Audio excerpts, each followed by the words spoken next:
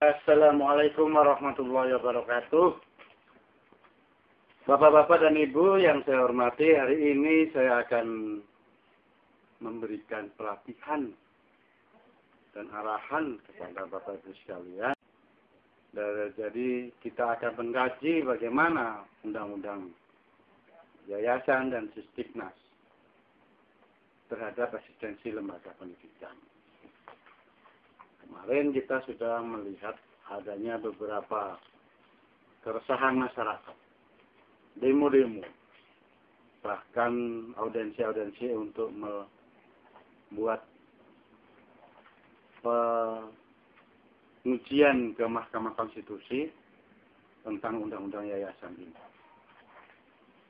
Ada yang ingin saya sampaikan, pertama adalah tonggak sejarah Indonesia, yakni disahkannya Undang-Undang Yayasan nomor 16 tahun 2001, merupakan salah satu pendorong lahirnya Undang-Undang Yayasan adalah desakan dari Dana Moneter Internasional IMF.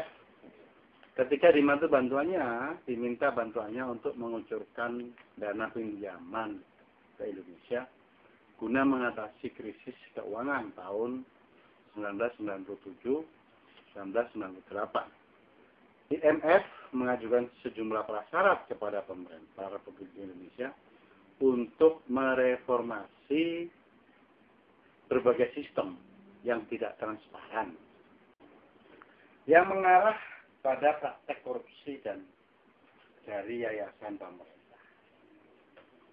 Letter of intent antara pemerintah Indonesia dengan International Monetary Fund IMF menegaskan perlunya perbaikan transparan lembaga-lembaga yang dikuasai negara yang sumber pendanaannya berasal dari APBN ataupun fasilitas pemerintah lainnya.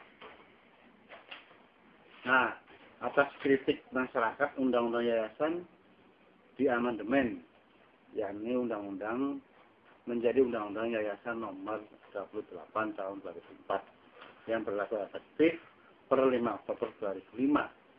Jadi sudah 6 tahun ini undang-undang. Oleh karena itu, implementasi di lapangan juga banyak menimbulkan keresahan. Undang-Undang nomor 17 tahun 2003 tentang Keuangan Negara pasal 25 menyatakan Menteri Keuangan bertanggung jawab atas pembinaan terhadap yayasan dan badan-badan pemerintah yang menggunakan dana yang berasal dari APBN atau yang sumber dananya berasal dari masyarakat yang dihimpun dengan menggunakan fasilitas pemerintah. Sehingga dana-dana yang berasal dari APBN yang diberikan kepada swasta pun, yang diberikan kepada yayasan pun harus dipertanggungjawabkan sesuai dengan standar akuntansi Indonesia. Apa yang terjadi setelah 6 tahun ini? Ternyata banyak yayasan yang merasakan adanya kerugian hak milik aset yayasan swasta. Itu sekarang menjadi semi milik negara. Karena nggak bisa lagi kita alihkan aset itu untuk kepentingan pengembangan misalkan.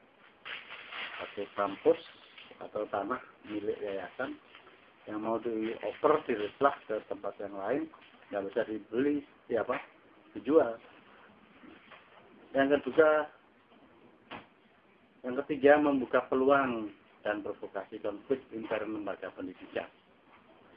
Banyak sekali konflik, yayasan yang lama tidak mempunyai aktivitas atau ada kepala sekolah yang mau diganti yayasannya, kepala sekolahnya membuat yayasan baru dari kroninya supaya mengangkat kepala sekolah. Sama dengan rektor. Itulah saudara-saudara salah satu peluang dan itu membuat kita jadi berantem. Kalau sudah masuk ke dalam perkara, sudah kita pasti terjerat dalam mafia hukum dan pengadilan. Menang di pengadilan negeri dikalahkan di pengadilan tinggi. Dikalahkan di pengadilan tinggi, dimenangkan di Mahkamah Konstitusi, Mahkamah Agung. Mahkamah Agung dikalahkan, dipeninjauan kembali. Berapa itu duit yang keluar? Dan yang menang pun tidak pernah mendapatkan keputusan yang final dan dieksekusi. Yang terjadi adalah bubar. Kampusnya bubar, yayasannya bubar. Karena apa? Karena sekolahnya tidak diminati lagi oleh masyarakat. Nah, penyehatan lembaga pendidikan itulah yang seharusnya bisa didorong oleh keberadaan undang-undang yayasan. Tidak seperti sekarang ini. Undang-undang yayasan pun itu hanya menangani kemasyarakatan, keagamaan, dan kemanusiaan. Pendidikan di luar itu.